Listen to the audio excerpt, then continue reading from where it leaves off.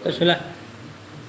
Alhamdulillah, salatu wassalamu ala Rasulillah wa ala alihi wa sahbihi ajmain. Ahmad. Fadal, dilanjutkan. Kata penulis terakhir, wal maji'i wa ghairiha minas sifati. Kemudian nufassiru sekarang kan? Sim. Ya, sim. Saya taruh Ustaz dulu. Bang Zidan, baca dulu Bang Zidan. Di perkataan beliau nufassiru, masih paragraf poin ketiga di atas, tauhidul asma wa sifat, baris keempat. Iya, kalau dari atas 5, kalau dari poin ketiga baris keempat. Nufassiru.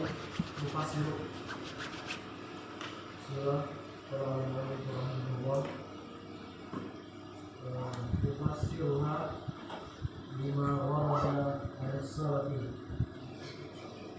wal istiwa'u masalan warada tafsiruhu dan tabi'ina di sahih al-Bukhari. Saya dulu biar penasaran. Kata penulis nufassiru fi'il mudhari tentunya. Siapa fa'ilnya? Nahnu. Itu hanya ke sifat ya. Hanya sebagai apa? Maf'ulun bi. Bima jar majrur warada fi'il madi anis salafi jar majrur fal istiwa'u mubtada masalan. Apa i'rabnya masalan? Hal, bisa juga maf'ul mutlak atau maf'ulun bi dari fi'il yang diperkirakan sesuai. Fal istiwa'u umatsiluka masalan. Fal istiwa'u umatsiluka masalan. Maka istiwa aku kasih contoh gitu ya. Atau kita terjemahkan enggak usah pakai aku kasihnya. Fal istiwa'u contohnya. Nah, contohnya al istiwa warada. Fil madif tafsiru. Fa'il kita baru belajar tadi fa'il. Marfu setelah fi'il. Hu-nya mudhafun ilai anit tabi'ina fi sahihi al-Bukhari.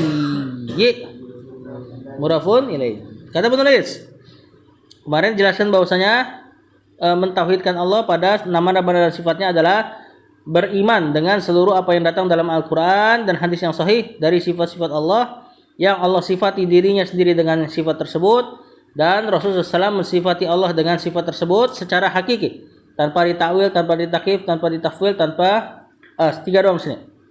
Nah, kemudian kata penulis seperti istiwa, nuzul, turun, yad, tangan, maji, datang, wa ghairiha minas sifat, dan selainnya dari sifat-sifat. Nufassiruha, kita tafsir sifat-sifat tersebut, pokoknya selagi datang dari Allah dan Rasul dan sanadnya valid dari Rasul SAW, kita tafsir dia bima warada anis salafi, dengan apa-apa yang datang dari salaf.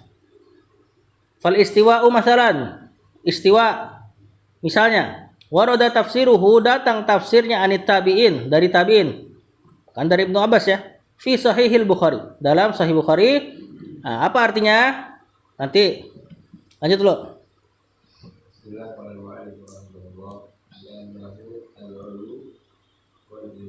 Al-uluwu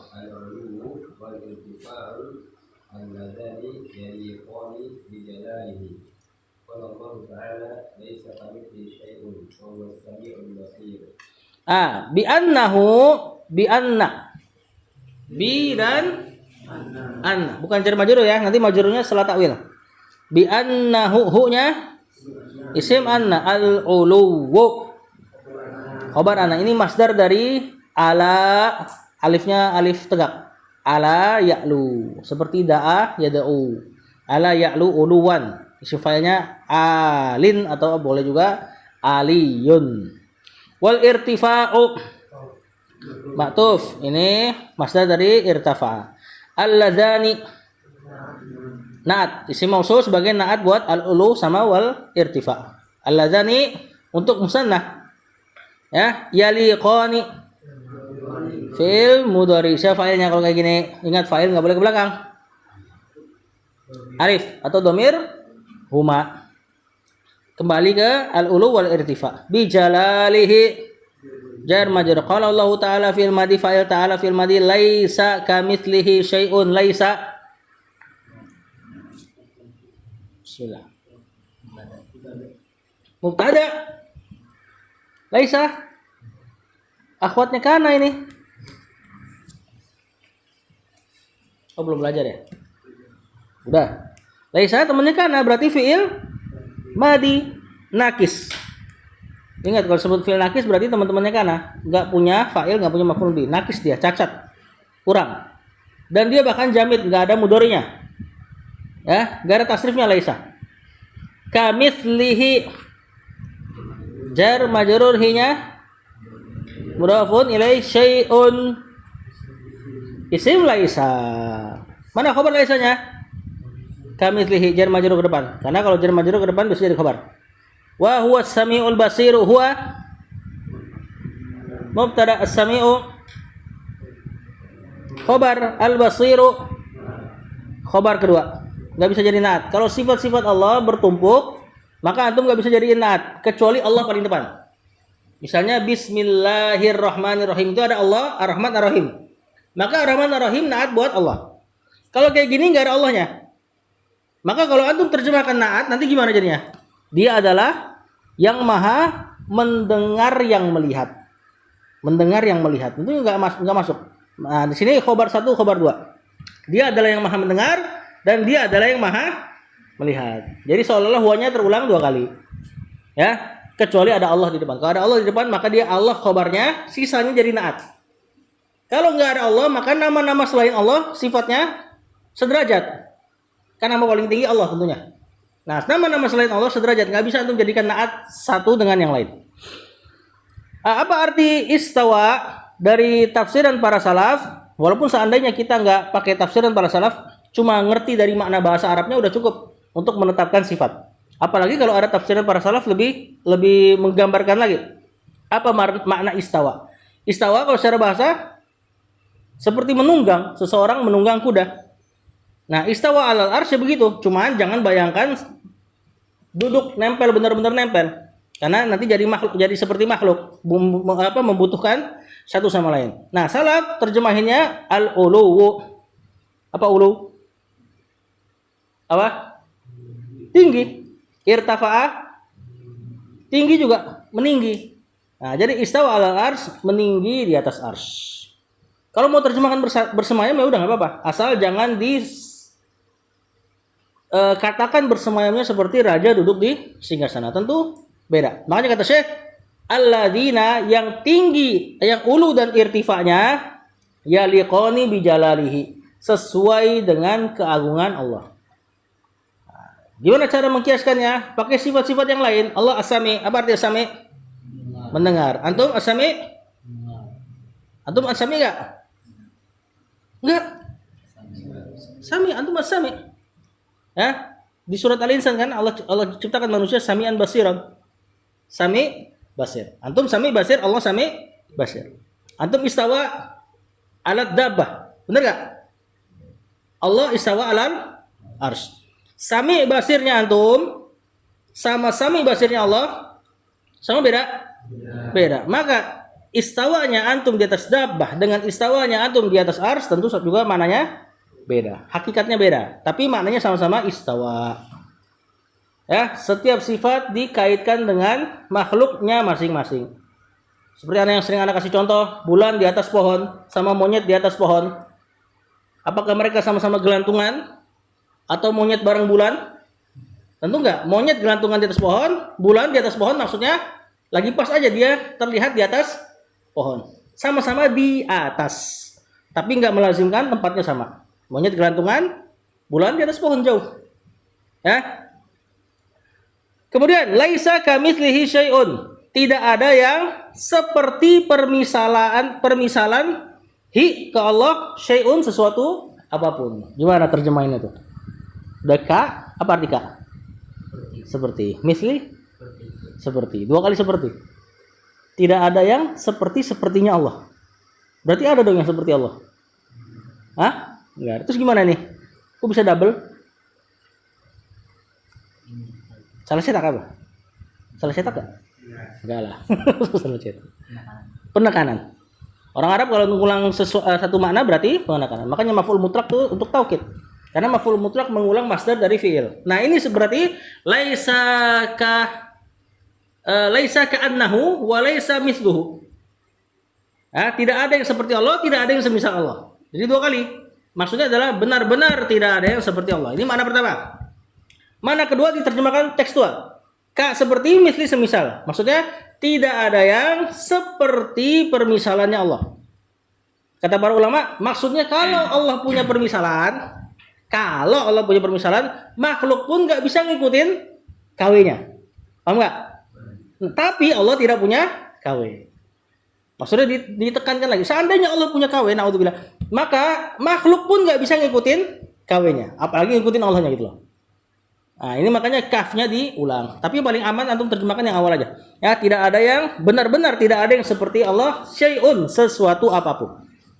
Ditolak semua sifat. Berarti kan sifat gak ada yang sama Allah. Tapi Allah tetapkan wa huwas samiul basir. Tapi dia juga as-sami al basir. Maha melihat, maha mendengar. Maksudnya adalah melihat dan mendengarnya tidak sama dengan makhluk. Lanjut. Beliau bahas masalah tadi kan di atas menetapkan tanpa takwil, takyif, tafwid dan seterusnya. Nah, kita lihat.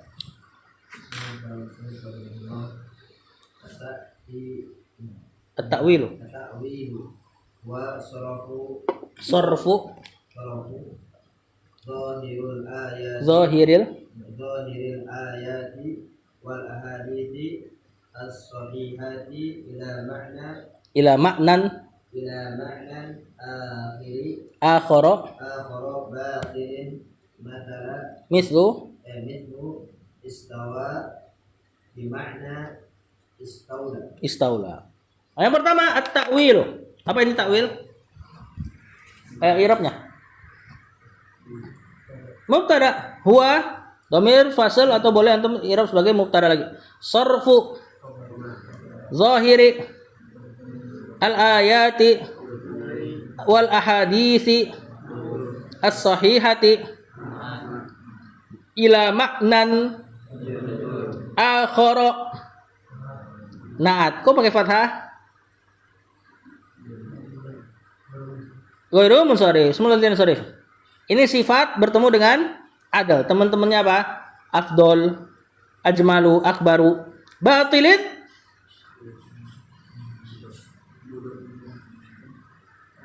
naat lagi. Cuman ini isim biasa. Ya, ini semua majrur, maknan majrur dengan kasroh muqaddarah. Isim maksur. Akhara majrur dengan fathah niabatan anil kasroh karena dia ghairu munsharif. Batilin majrur dengan kasroh normal. Nah, ini bisa dibaca mislu atau misli ya. Mislu aja. Mislu berarti nanti khobar.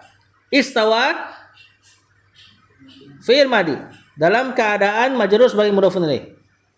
Bimakna istaula fi'il madi dalam keadaan majrur mudhofun ilaihnya makna. Nah, kata penulis yang pertama tidak boleh ditakwil tadi. Ini sebenarnya definisi yang beliau kasih bukan takwil, tapi tahrif. Tambahin aja disuruh di atas kata takwil at-tahrif.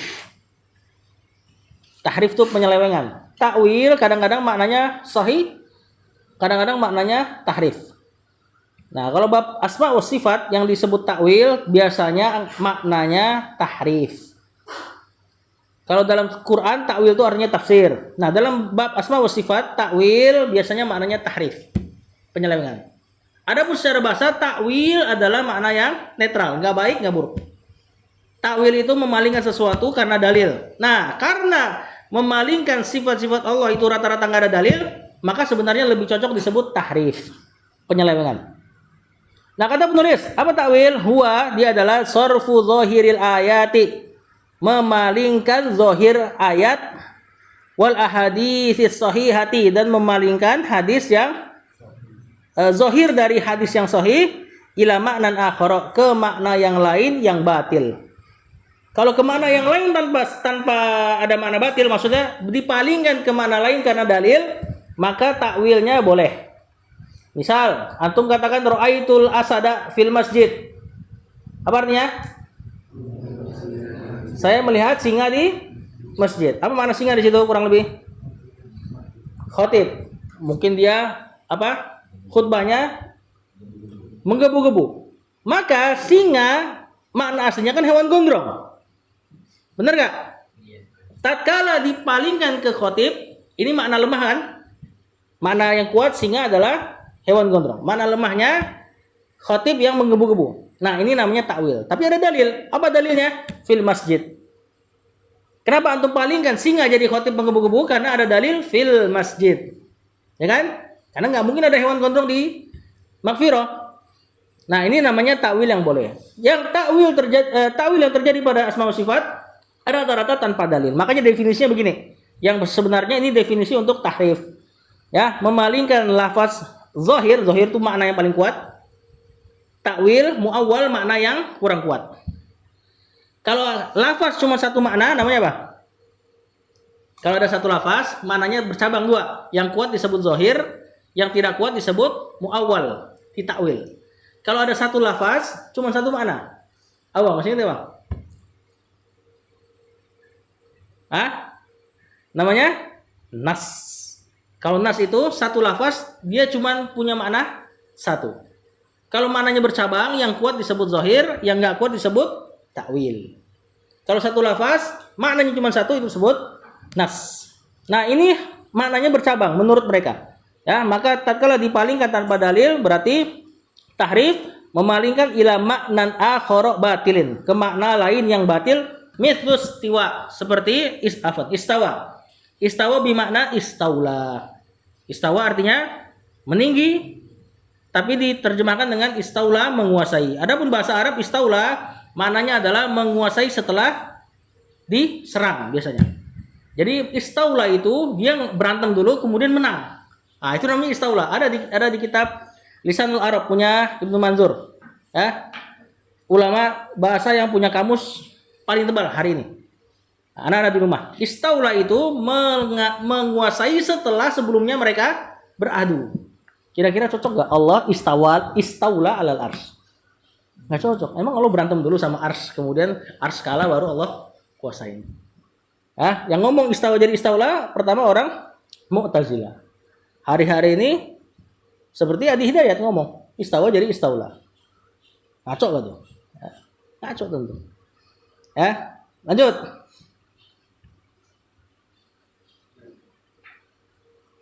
Kelas 2. Mana kelas 2 nih? Ayo Fadil baca.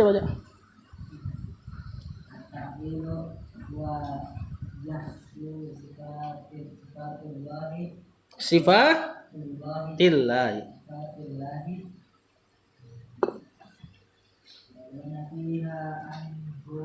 wa nafyuha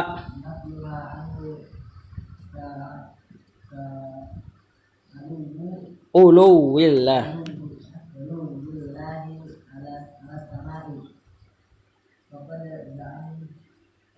za'amat al-firaqut ad-dallatu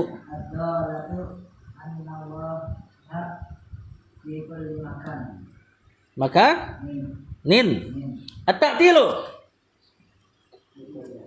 mubtada huwa dhamir fasil atau mubtada jahdu khabar sifati Allahi wa nafyuha nafyu.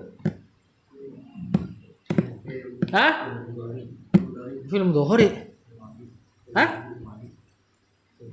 Film Hadi, makin jauh lagi film Hadi. Masa fa'lu film Hadi? Ma'tu ini isim ini masdar dari nafa yanfi nafyan. Kemudian dia ma'tuf ke jahdu. Makanya marfu nafyu. Haknya sama kayak sifatillah. Jahdu sifatillah wa nafyu sifatillah. Ya benar, mudhafun ilaih. Kemudian anhu ka'uluwi Allahi ala samai faqad qad. Lihat setelahnya. Za'amat. Harfut tahqiq. Za'amat fi'il madi al-firaqu fa'il, betul. Ad-dallatu na'at. Kenapa na'atnya mudzakkar muannas? Jamak taksir, betul. Firaq jamak taksir dari firqatu. Makanya fiilnya juga pakai ta tuh.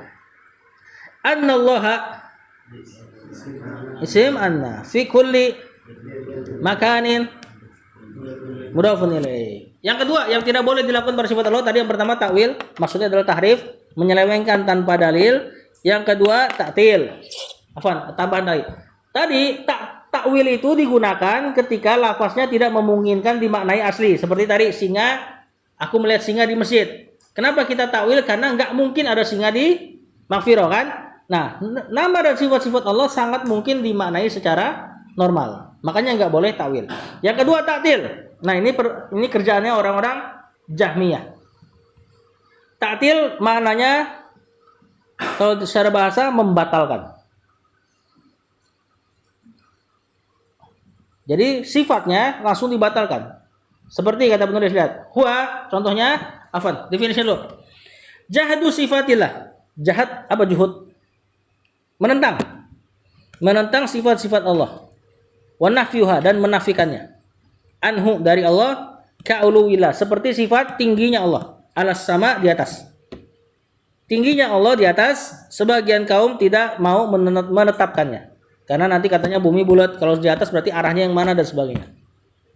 Padahal kalau zat yang terlalu besar dan terhadap zat yang terlalu kecil, maka misalnya kita seperti tafsirnya Ibnu Abbas. Ibnu Abbas mengatakan Allah dibanding ars, kursi dan 7 langit dan bumi dibanding Allah seperti satu titik di tangan Allah. Lihat, satu titik di tangan Allah. Untuk benda yang seperti satu titik ini, misalnya bumi kan ada dalam situ tuh. Dan Allah yang sebesar kita, misalnya untuk pendekatan aja. Mana atasnya? Hah? Bisa dikatakan seluruh arah. Seluruh arah. Karena saking kecilnya dia, sedangkan Allah terlalu besar. Makanya antum katakan Allahu Akbaru, yang paling besar. Sesuatu yang terlalu besar sama pihak yang terlalu kecil, maka seolah-olah terkepung. Paham nggak? As-sama apa artinya sama? Langit. Dalam bahasa sama seluruh yang di atas antum. Seluruh yang di atas antum. Bumi bulat. Seluruh di atas antum apa? Langit. Begini dong, benar nggak? Juga ada sifat soida. Allah itu naik. Soida, soid. Dalam bahasa Arab tanah itu disebut soid. Mirip pakai fiil soida. Tanah disebut soid karena dia posisi paling atas dari bumi. Paham nggak? Berarti tanah soid begini dong. Berarti kalau disebut Allah soida naik, maknanya juga arahnya mengepung. Maka sifat ulunya Allah adalah sifat yang muhit. Muhit mengepung. Jadi Allah terbebas dari arah makhluk. Kapan seseorang nunjuk ke atas, di situ seolah-olah terkepung oleh zatnya Allah. Paham nggak? Ini pendekatan secara bahasa. Karena as-sama maknanya atas dan bumi bulat. Sebagaimana yang ditetapkan di Quran. Soid naik artinya tanah. Tanah juga bulat. Kalau ngikutin bumi, benar nggak? Berarti Allah atasnya muhit. Ya, mengepung maknanya. Nah, sebagian kaum mentaktil sifat uluwi alas sama, uluwillahi alas sama. Ketinggian Allah di atas. Kita terjemahkan alas sama di atas. Faqad za'amat al-firaqud dallatu. Dan sungguh beberapa firqah yang sesat menyangka annallaha fi kulli makan. Bahwasanya Allah apa artinya fi kulli makan? Di setiap tempat. Kalau kata orang Nasrani, God is everywhere. Ya, nah ini akidah mereka sebenarnya orang Nasrani. Tuhan di mana-mana. Tuhan di WC, Tuhan di diskotik. Kan nggak mungkin. Ya, Tuhan masuk ke makhluk dan nggak mungkin juga. Tadi ars, kursi, 7 langit dan bumi seperti satu titik di tangan Allah. Antum bilang Allah masuk ke situ, yang zatnya besar, kemudian kita kecil. Ya, tentu nggak seperti itu. Lanjut, at-takhif. Ayo kelas 2 langsung. Wah, ini pembahasan yang tepi jurang sebenarnya ini. At-takhifu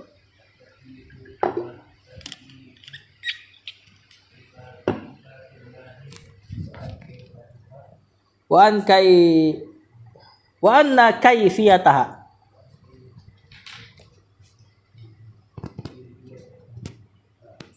Betul, wa anna kaifiyataha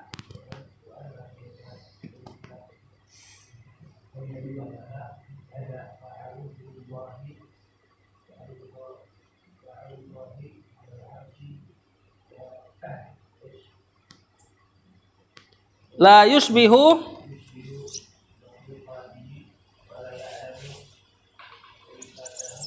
kaifiyatahu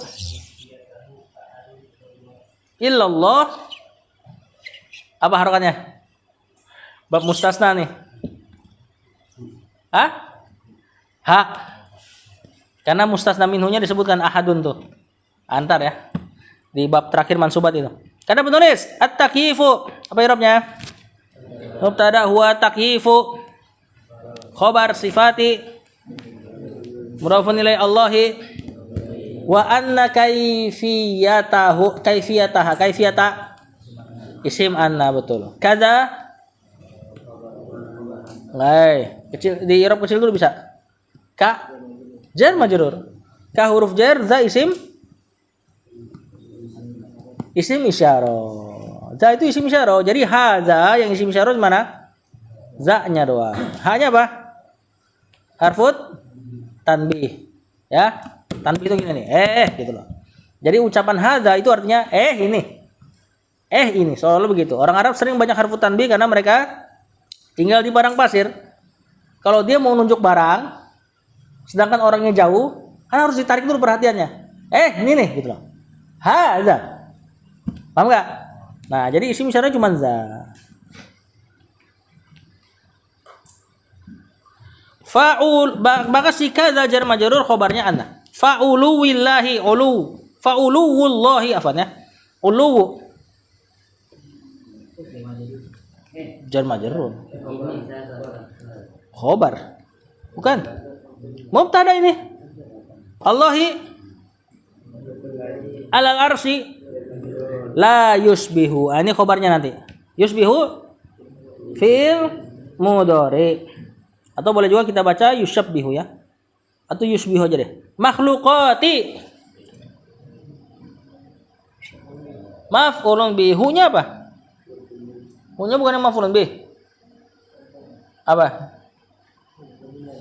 Mudhafun ilaih. Kok bisa? Itu hu-nya hu ini lam kalimah. Memang fiilnya pakai asbaha yusbihu. Ya, itu hanya huruf asli bukan hak domir. Makhluqati maf'ulun bih. Kop kasroh. Jama' muannas salim. Hu. Afwan makhluqatihi. Mudhafun ilaih. Ini kali yang antum kira tadi anda tanya ya? Hah? Kan ini hi bukan hu. Wala ya'lamu kaifiyatah. Maf'ulun bihu ahadun tamis. Oh iso tamis. So tahu tamis. Orang marfu saudara. Fa'il ini. Qala fa'il. Illallaha. Allah mansub alal istitsna namanya. Mansub sebagai pengecualian. Kata penulis, yang tidak boleh lagi dilakukan pada sifat-sifat Allah takyif. Membagaimanakan. Apa dia definisinya? Takyifu sifatillah, membagaimanakan sifat-sifat Allah. Wa anna kaifiyat, seperti orang mengucapkan anna kaifiyataha kadza.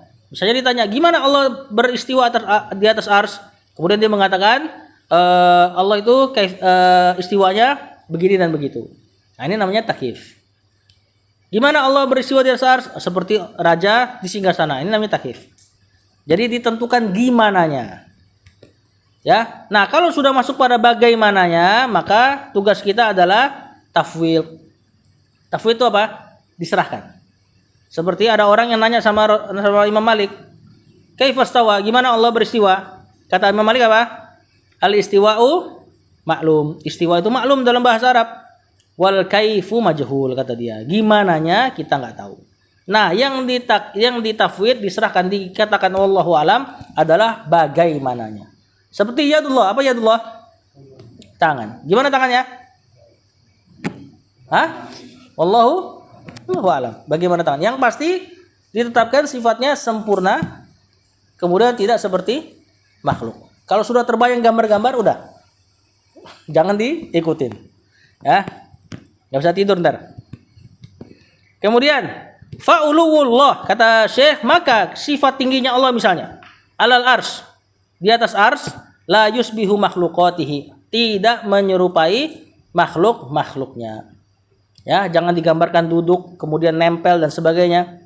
Wala ya'lamu kaifiyatu tahu ahadun, dan tidak ada yang tahu bagaimananya seorang pun. Tidak ada seorang pun yang tahu bagaimananya sifat Allah illallah, kecuali Allah itu sendiri. Ya, simpelnya semua yang tergambar di kita, itu pasti sesuatu yang pernah kita lihat. Bahkan antum mimpi, dalam mimpi antum tuh pasti sesuatu yang pernah antum lihat. Anda pernah ketemu beberapa orang buta, Anda tanya mimpinya gimana? Gelap. Kata dia. Ya karena memang nggak pernah lihat apa-apa. Ya, bahkan orang tuli pas ditanya mimpinya apa? Gimana? Ada suara nggak? Nggak ada. Nah, tatkala Allah nggak bisa dilihat, berarti kaifiatnya juga sama nggak bisa kita ketahui. Paham nggak?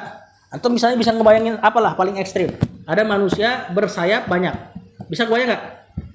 Bisa kan? Kenapa? Karena antum pernah ngeliat manusia, pernah ngeliat sayap.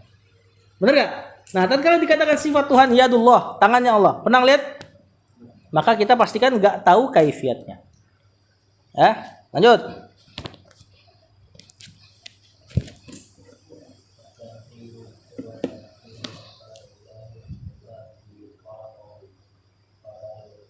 Bisifati khalqihi,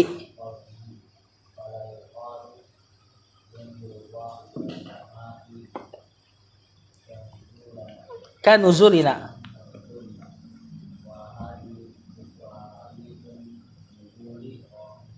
Muslim. At-tamthil mubtada huwa tamthilu khabar sifati Allahi bisifati khalqi mudhafun ilaihi. Nah, kenapa kita baca khalqi? Karena dia i'rabnya mudhafun ilaih. Seandainya dia enggak mudhafun ilaih, kita bisa baca fi'il khalaqahu. Tapi enggak cocok bisifati khalqihi, kelihatan jelas. Fala yuqalu fi'il mudhari apa nih? Majhul. Berarti nanti ada naibul fa'il dhamir huwa. Yanzilu afan fi'il mudhari Allahu minas sama'i afan ilas sama'i kanuzulina. Naknya mudhafun ilaihi. Wa haditsu mubtada an-nuzuli rawa fi'il madihu fa'il, nggak bisa fa'il pakai dhamir hu. Maf'ulun bi muslimun fa'ilnya. Yang keempat, tidak boleh dilakukan pada sifat Allah at-tamtsil. Tamtsil mentakyif sifat Allah seperti sifat makhluk. Nah, membagaimanakan sifat Allah, menetapkan bagaimana sifat Allah seperti sifat makhluk. Seperti orang Nasrani. Orang Nasrani kalau ditanya bagaimana Allah Bapa, persis seperti Adam katanya. Karena kata mereka, Allah itu ciptain Nabi Adam karena melihat dirinya. Hadis riwayat mereka. Ya, dan tentu ini enggak benar.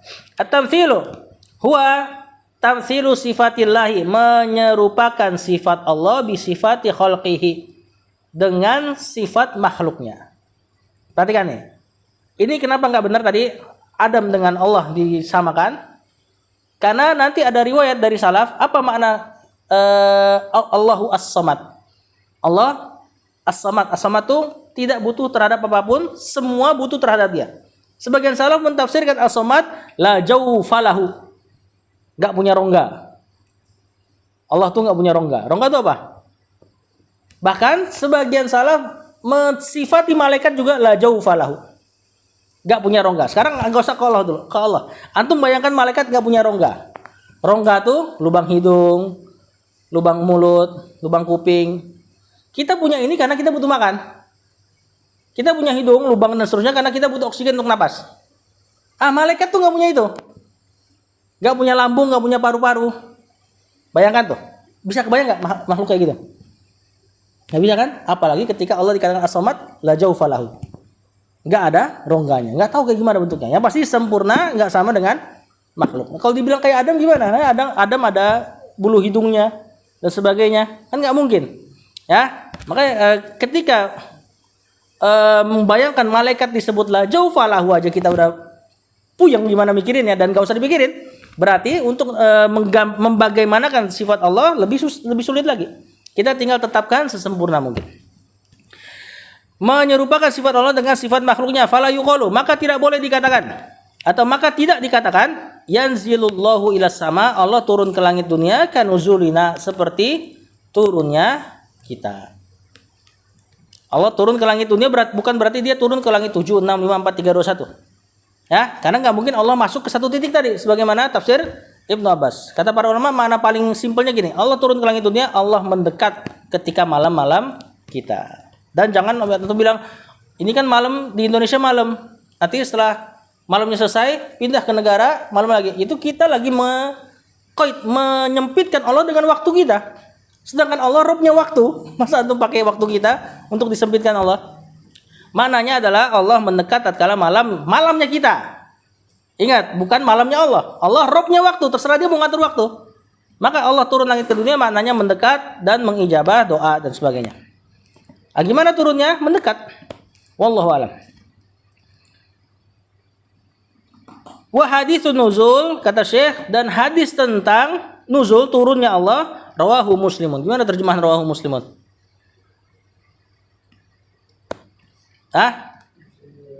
Muslim meriwayatkannya. Kita tetap terjemahkan pakai fiil maklumnya, jangan diriwayatkan Muslim. Muslim rawahu meriwayatkannya. Maksudnya saya adalah kalau hadisnya riwayat Muslim atau Bukhari ya kuat gitulah. Jam berapa azannya? Oh, 1 menit lagi. Ya udah. Sallallahu ala nabiyina Muhammad wa ala alihi wa sahbihi wasallam.